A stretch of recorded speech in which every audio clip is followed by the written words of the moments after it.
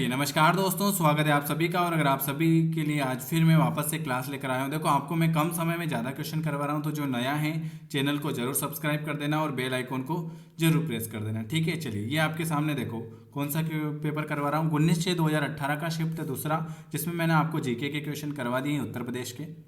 GK के question करवाने के बाद मैंने आपको हिंदी के क्वेश्चन करवाए हैं। हिंदी के क्वेश्चन मैंने आपको कितने करवाए हैं? हिंदी के मैंने आपको करवा दिए हैं ये यहाँ तक अनाथ 68 70 कौन सा जोड़ा ये। चलिए, मिलान शब्द में कौन सा प्रत्यय है? मिलाप। तो शब्द प्रत्यय किसे कहते हैं? आप सभी को पता है कि जो शब्द किसी भी, चलिए, कौन प्रत्यय? जो शब्द किसी भी शब्द के अंत में जुड़ता है, अंत में जुड़ता है प्रत्यय और पहले जुड़ता है उपसर्ग। तो आपको अंत वाला देखना है। मिलाप, मिलाप, आप। ऑप्शन आपका ये आ जाएगा भाई, बी वाला, आप। ठीक है, चलिए 62 का क्वेश्चन पर आ जाते हैं। 62 नंबर का क्वेश्चन क्या लिखा हुआ है? प्रति आघात का संधि रूप क्या होगा? संधि तो आप सभी को पता है कि संधि किसे कहते हैं? दो वर्णों के मेल से जो विकार उत्पन्न होता है संधि कहते हैं। संधि तीन प्रकार की होती है: स्वर संधि, व्यंजन संधि, विसर्ग संधि। स्वर संधि के 5 भेद होते हैं: दीर्घ, गुण, वृद्धि, यण आदि। प्रतिधन आघात का संधि विच्छेद क्या हो जाएगा? प्रतिधन आघात, पहले अक्षर का अंतिम वर्ण प्रति, ई धन अ, ई धन अ मिलकर क्या बन रहा है? य, प्रत्याघात। प्रतिधन आघात, प्रत्याघात। ऑप्शन आपका ए वाला आ जाएगा। चलिए, अगला क्वेश्चन देख लेते हैं। अगला क्या पूछा हुआ है? मैंने आपको सारे कुछ करवा रखे हैं। महो महो महोषध शब्द का संधि विच्छेद। महोषध, महो, महो, आ धन ओ, महो, डबल मात्रा। डबल मात्रा कहाँ पे लग रही है? वृद्धि संधि है। महा, महाधन ओ, महाधन ओष, महाधन ओष। ये गलत है, औषधि गलत है। ऑप्शन बी वाला आ जाएगा क्या? नहीं, ये भी गलत है। महाधन औषध, मोहस्त। ये डबल मात्रा ये और एक मात्रा है, तो यहाँ पर आ जाएगी डबल मात्रा। तो ऑप्शन आपका ए वाला आ जाएगी। देखो, यहाँ एक मात्रा है, यहाँ डबल, तीन मात्रा तो नहीं होगी। ऑप्शन आपका ए वाला आ जाएगा। तद्भव शब्द का चयन करिए। तद्भव, प्यासा, प्यासा शब्द तद्भव है। प्यासा क्या है? प्यासा, प्यासा का तत्सम होता है। इसका तत्सम अगर बनाते हैं तो पी या पीपासा होता है, पीपासा।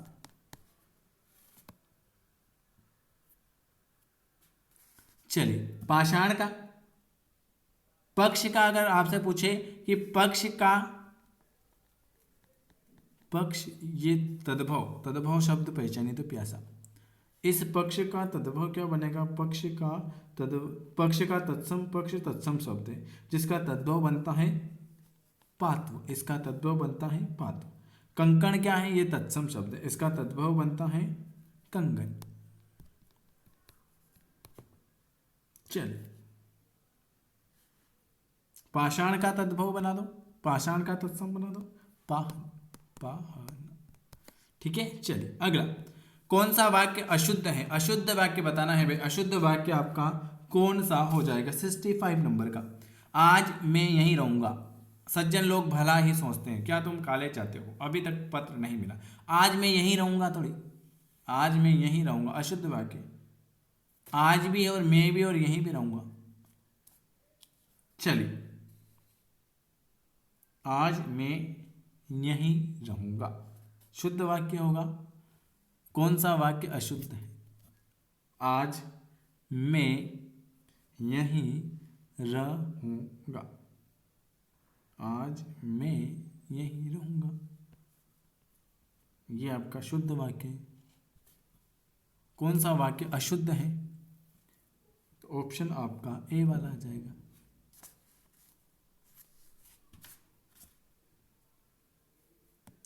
मुझे आज खाने का मन नहीं होती है। ये क्या है? मुझे आज खाने का मन नहीं होता है, ये मन नहीं होती, ये वाला गलत हो जाएगा, डी वाला। 66 का 4th नंबर। 67 से 71 में गद्यांश। भारत का गौरव, भारत का गौरव बढ़ाने वाले महानुभावों में रविंद्रनाथ टैगोर का स्थान अग्रगण्य है। उनका जीवन सदैव प्रेरणादायी है। उनका जन्म 7 मई 1861 को कलकत्ता के एक बंगाली परिवार में हुआ था। उनके पिता का नाम देवेंद्र नाथ था और माता का नाम शारदा देवी था। उनके पिता ब्रह्म समाज के नेता थे। उनके पिता ब्रह्मा समाज के नेता थे। वे महान कवि वे उनके पिता ब्रह्मा समाज के नेता थे। वे महान कवि, कहानीकार, गीतकार, चित्रकार, संगीतकार, नाटककार और सच्चे देशभक्त थे। उन्हें 8 वर्ष की छोटी उम्र में कविता लिखी थी। काबुलीवाला, मास्टर साहेब, पोस्ट मास्टर जैसी अर्थस्पर्शी कहानियां हमें दी थी। कहाँ तक पढ़ लिया था? ये यहाँ तक पढ़ लिया था कि एक मिनट हो, यहाँ से यहाँ से उन्होंने 8 वर्ष की छोटी उम्र में कविता लिखी थी। कबूलीवाला, मास्टर साहब, पोस्ट मास्टर जैसे अर्थस्पर्शी कहानियाँ हमें दी थी। वर्ष 1878 में कानून की पढ़ाई के लिए लंदन गए, लेकिन साहित्य प्रेमी रविन्द्रनाथ जी 1880 में बिना उपाधि के लिए वापस आ गए। प्रकृति प्रेमी रविन्द्रनाथ जी ने शांति निकेतन की स्थापना की। 16 अक्टूबर 1905 को उनके नेतृत्व में कलकत्ता में रक्षाबंधन के उत्सव से बंग भंग आंदोलन का आरंभ हुआ। इसी आंदोलन से भारत में स्वदेशी आंदोलन का सूत्रपात हुआ। उन्होंने सबसे लोकप्रिय रचना गीतांजलि रही, जिसके लिए 1913 में उन्हें नोबेल पुरस्कार प्रदान किया गया। वर्ष 1919 में हुए जलियांवाला बाग हत्याकांड की उन्होंने भरपूर निंदा की। उन्हें विरोध इतना तीव्र था कि उन्होंने नाइटहुड उपाधि लौटा दी। भारत का राष्ट्रगान जनगण मन और बांग्लादेश का राष्ट्रीय गीत आमार सोनार बंगला उनकी रचना थी। सर्वतोमुखी प्रतिभा रखने वाले रविन्द्रनाथ जी का निधन 7 अगस्त 1941 को कलकत्ता में हुआ था। उनका जीवन सदैव पथ प्रदर्शक है। चलिए, उनके पिता कौन से समाज के नेता थे? तो आप सभी को पता है, अभी मैंने बताया था कि उनके पिता जो थे कौन से समाज के थे। उनके पिताजी तो जो थे वो ब्रह्म समाज के नेता थे, ब्रह्म समाज के संस्थापक। जन गण मन राष्ट्रगान के रचयिता कौन है? जन गण मन राष्ट्रगान के रचयिता जो हो जाएंगे वो रविंद्रनाथ टैगोर हो जाएंगे। ठीक है, चलिए, नाइटहुड की उपाधि रविंद्रनाथ को क्यों लौटाई? बंग भंग के आंदोलन के विरोध में, जलियांवाला बाग हत्याकांड के विरोध में। नाइटहुड की उपाधि 69 नंबर का वो आपके जलियांवाला बाग हत्याकांड के विरोध में लौटाई थी। रविन्द्रनाथ टैगोर की कौन सी रचना को नोबेल पुरस्कार मिला था? प्रस्तुत गद्यांश में बताया है कि रविन्द्रनाथ टैगोर को 1913 में उनकी रचना गीतांजलि। रविन्द्रनाथ टैगोर का जन्म कब और कहां पर हुआ था? रविन्द्रनाथ टैगोर का जन्म 7 मई 1861 को कलकत्ता में हुआ था। कामायनी के रचयिता कौन है? कामायनी के रचयिता जो हैं वो हैं आपके जयशंकर प्रसाद जी। कामायनी के रचयिता जो हैं वो हैं आपके जयशंकर प्रसाद जी। कौन सी रचना तुलसीदास जी की नहीं है? कौन सी रचना तुलसीदास जी की नहीं है? यामा जो हैं ये तुलसीदास जी की नहीं है। निम्नलिखित कवियों में से गांधी जी ने किस कवि को राष्ट्र कवि का सम्मान दिया था? राष्ट्र कवि का सम्मान किसने दिया? मैथिली शरण गुप्त। ये आज मैंने आपको हिंदी के सारे क्वेश्चन करवाए हैं। ठीक है, चलिए, और जो नया है चैनल को सब्सक्राइब कर दीजिएगा। और देख लेते, और है क्या? हाँ, और है ना। देवदास उपन्यास पर 3 बार फिल्म बन चुकी है। उपन्यासकार का नाम क्या है?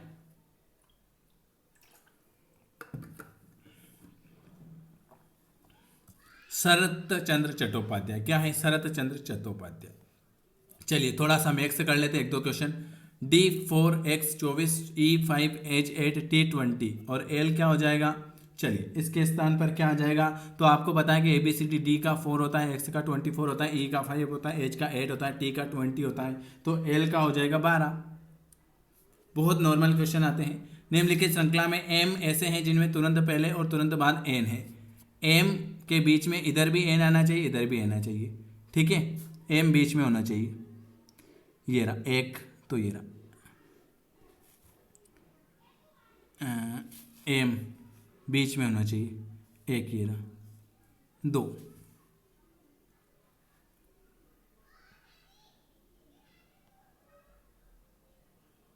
इसके बाद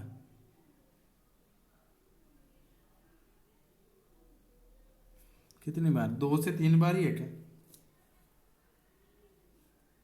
4 बार है। एक और है ना, एम, ये रहा एम, ऐसे जिसके तुरंत बाद एन।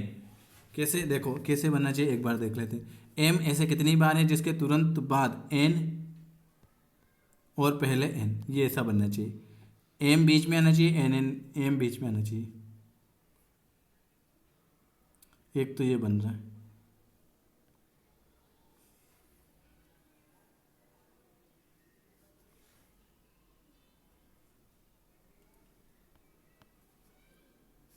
ये बन रहा है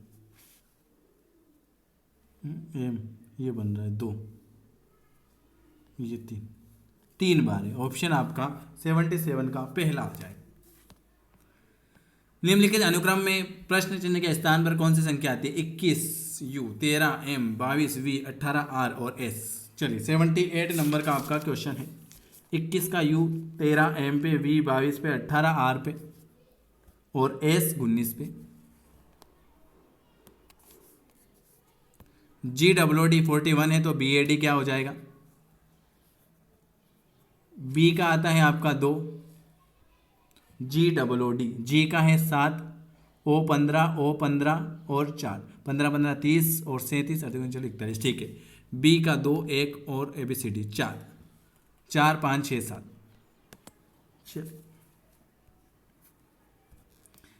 चलिए एस एक्टिवा 60 तो PASSIVE इसका क्या हो जाएगा? 80 नंबर का। ए 3 पे, सी 30, पी 20, वेरी गुड 60। देखो ए आपका पहला, ABC 3 20 है ना, I 9, V 22 पे और E 5 पे, तो इन सबको जोड़ेंगे तो 60 हो जाएंगे। अब इन सबको जोड़ दो, P कितने पे आएगा? P आएगा आपके 16 पे। ये P जो आएगा ये आपका आएगा 16 प्लस 17, 17 के बाद 19 बार 2 है, ठीक है। फिर एक बार I 9, V का 22 और E का 5, तो आपका टोटल जो हो जाएगा 91 हो जाएगा। चलिए ये आज मैंने आपको इतने क्वेश्चन करवाए हैं। अगर आपको वीडियो पसंद आता है तो आपको लाइक करना है, चैनल को सब्सक्राइब करना है और अगर हमसे जुड़ना चाहते हैं तो इस नंबर पर मैसेज करके जुड़ सकते हैं। चैनल को ज़रूर सब्सक्राइब करें जिससे आपको डेली की क्लास मिलती रहे।